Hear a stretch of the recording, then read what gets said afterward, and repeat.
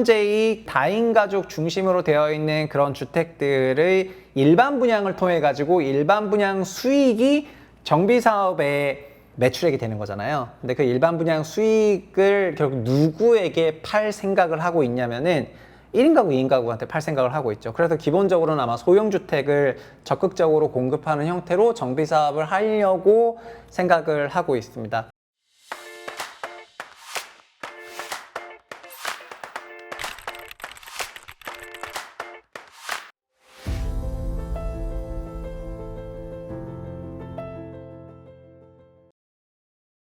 안녕하세요, 최부심입니다. 1기 신도시 정비사업 계획안이 이제 속속들이 공개가 되고 있는데 1기 신도시가 1인 가구 중심으로 바뀐다, 이런 분석이 있어가지고 매우 흥미로운 분석이다 생각해서 그 내용을 조금 가지고 왔습니다.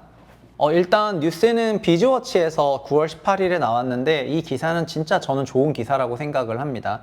일단 분당 평촌 3본 중동의 1기 신도시 재건축 청사진이 일단 나왔고요. 여기서 새로 늘어나는 주택은 대부분 1인에서 2인용이다, 이런 내용입니다.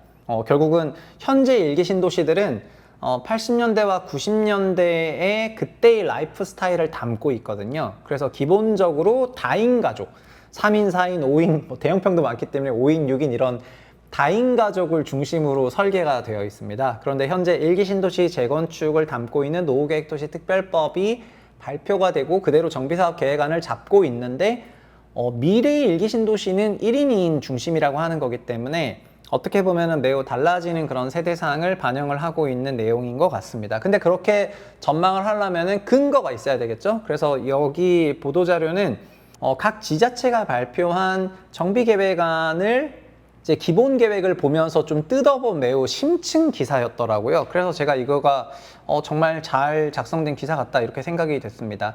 하나로 요약하면 이렇게 되어 있는데요. 현재의 용적률은 부천 중동 신도시가 216%인데 기준 용적률을 350%로 올릴 예정이고요. 3본은 207인데 330, 평촌은 204인데 330, 분당은 174%인데 315%로 높일 예정입니다. 기준 용적률이 무엇인지는 좀 이따 말씀을 드릴게요. 근데 그럼 가구 수 변화가 생기는데 현재는 58,000 가구에 14만 명이 부천 중동인데요. 재건축을 하게 되면은 82,000 가구에 18만 명으로 늘어나고요. 3본은 42,011만 명이 58,014만 명. 평촌은 51,000 가구 13만 명이 69,000 가구 16만 명. 분당은 96,000 가구 23만 명이 155,000 가구 35만 명으로 늘어나게 되어 있습니다. 그래서 추가 공급되는 가구 수는 24,000, 16,000, 18,000, 59,000 합산 10만 가구 정도가 늘어나게 되어 있고, 고양 일산은 아직은 정비 기본 계획이 발표되지 않았습니다. 일산도 이제 발표가 된다면은 거의 분당급 규모이기 때문에 훨씬 더 늘어나는 그런 주택 수가 예고가 되어 있습니다.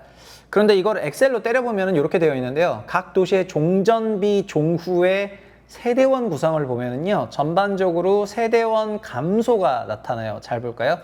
중동이 58,000 가구인데 14만 명이기 때문에 현재는 평균 세대원 2.4명, 3본이 2.6명, 평촌이 2.5명, 분당이 2.4명입니다. 근데 이후에 전체적으로는 8점 미만에 18만이 되기 때문에 2.2명, 2.4명 이렇게 세대원의 감소가 있거든요. 그런데 이렇게 보면 안 되고 이 기사는 증분 세대만을 발라서 본 거예요. 그래서 그거를 같이 따라가서 보면은 중동은 24,000 가구가 증분되는데 인구는 4만 명 증분되기 때문에 증분되는 세대의 인구 가구는 1.67명이고요, 세대당. 그리고 3본은 1.88명, 평촌은 1.67명, 분당이 2.03명 정도라는 겁니다. 결국은 종전 조합원들도 있고 신규 이제 세대수이 생기는데 신규 세대들은 다 1.67, 1.88 이렇게 되어 있다는 겁니다. 결국 이거가 1기 신도시들이 앞으로 지어질 거가 다 1인이나 2인 가구 중심이다, 이렇게 예상하는 근거가 되겠습니다. 결국은 이 얘기는 돌려 말하면은요, 1기 신도시 재건축을 결국 누가 해줘야 되냐면은 1인이나 2인 가구들이 해주셔야지 된다는 얘기가 되겠습니다. 결국 현재의 그 다인 가족 중심으로 되어 있는 그런 주택들의 일반 분양을 통해 가지고 일반 분양 수익이 정비 사업에 그 매출액이 되는 거잖아요. 근데 그 일반 분양 수익을 결국 누구에게 팔 생각을 하고 있냐면은 1인 가구, 2인 가구한테 팔 생각을 하고 있죠. 그래서 기본적으로는 아마 소형주택을 적극적으로 공급하는 형태로 정비사업을 하려고 생각을 하고 있습니다. 물론 종전조합도 주택 면적을 줄이는 것이 가능을 한데 우리나라의 정비사업은 보편적으로 보면은 면적을 줄이기보단 오히려 더 늘리는 방향을 선택을 해왔거든요. 결국은 분담금 한도 안에서 면적을 더 늘리는 방향으로 선택했던 그런 것들이 일반적인 관행이라고 봤을 때 일반 분양 수익을 통해서 벌어들이는 것으로 자기가 분담금 없이 가려고 하는 게 정비사업의 현 메커니즘이잖아요.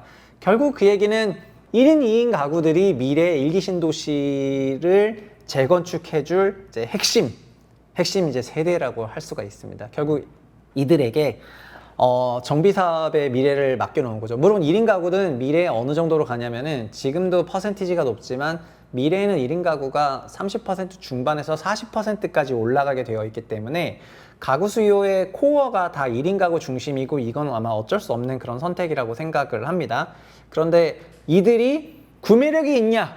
이건 또 다른 얘기거든요.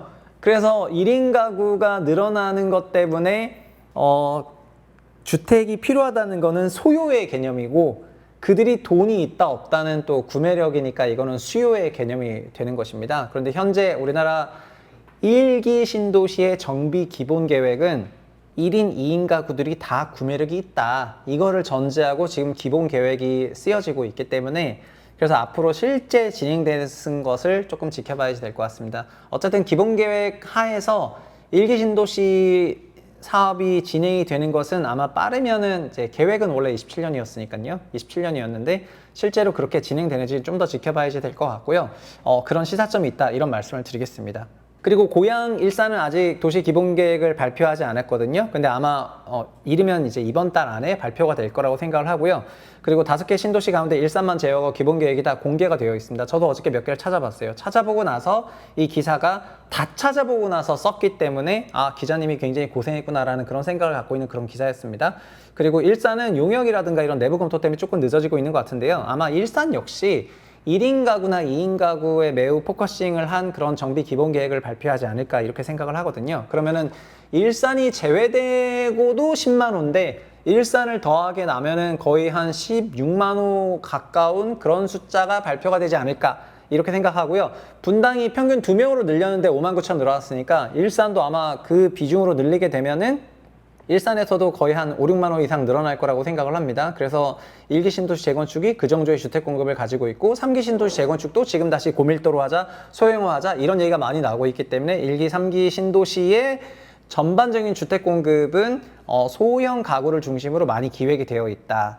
근데 이들이 돈이 있냐? 이거에 대해서는 물어보지 않고 있다. 이렇게 말씀드리겠습니다. 저는 사실은 1인 가구, 2인 가구들은 정비 사업을 통해 가지고 새 아파트를 공급하고 이들에게 분양을 받아 가지고 하라고 하기보다는 사실은 1기 신도시는 그 노후 계획소유 특별법에 따르면 분양가 상한제가 적용이 되게 되어 있지만은 근데 과연 진짜 미래에 그렇게 될지에 대해서는 좀 퀘스천이 조금 있거든요. 그래가지고 앞으로 어떻게 될지는 조금 지켜봐야 되겠습니다. 애초에 이 법은 노후 주택들의 재정비를 담고 이거를 추진하기 위해서 굉장히 필요한 법이었다는 것이 당시의 컨센서스였는데 네, 현재 지금 달라지는 세대들의 구매력 차이에 대해서는 좀 충분한 검토가 되지 않았던 게 아닌가 이런 생각을 하고 있습니다. 결국은 21대 국토위에서 얘기했던 것처럼 분당 재건축 특별법이라는 그런 형태로 이제 진행이 될 가능성이 조금 높아 보이고요. 그래서 속도가 제일 빠른 신도시도 아마 분당이 되지 않겠느냐 하는 그런 예상을 하고 있습니다.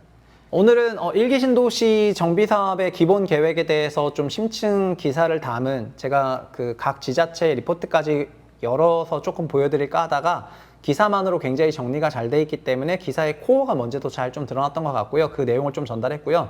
1기 신도시 재건축은 아마도 공교롭게도 27년 소위 선거를 앞두고 다시 한번 좀 쟁점화될 가능성이 높아 보이거든요. 그래서 결국은 선거라든가 투표라든가 이런 걸 무시할 수가 없기 때문에 1기 신도시 재건축이 잘 되는 지역은 그대로 가겠지만 또 안 되는 지역은 또 오만 이런 여러 가지 갖가지 혜택을 넣어가지고 또 추진되는 방향으로 끌고 가려고 할 수도 있을 거예요.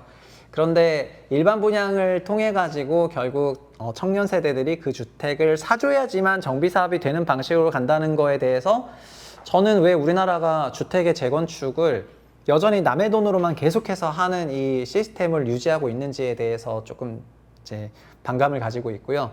우리 채널을 오래 보신 분이 계실지 모르겠는데 22년 1월 달에 우리 채널 맨 처음 영상이 리모델링이었거든요.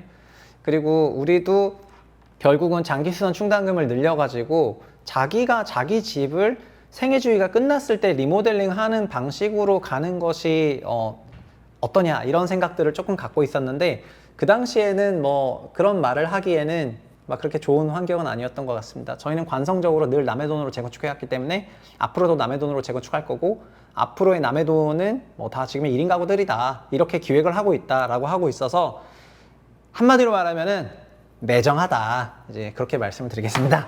오늘 여기까지 할게요. 감사합니다.